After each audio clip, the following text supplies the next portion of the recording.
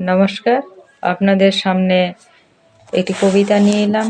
কবিতার নাম জন্মভূমি আজ, লেখক বীরেন্দ্র চট্টোপাধ্যায়।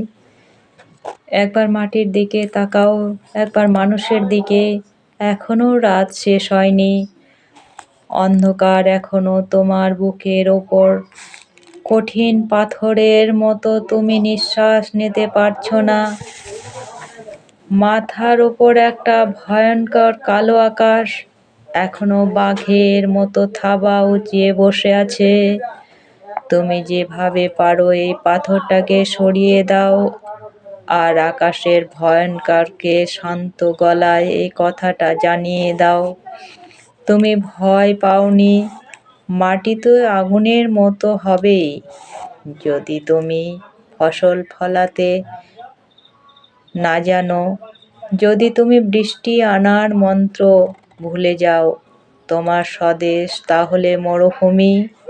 যে মানুষ গান গাইতে জানে না, যখন প্রলয় আসে সে বোবা অন্ধ হয়ে যায়। তুমি মাটির দিকে তাকাও, সে প্রতীক্ষা করছে।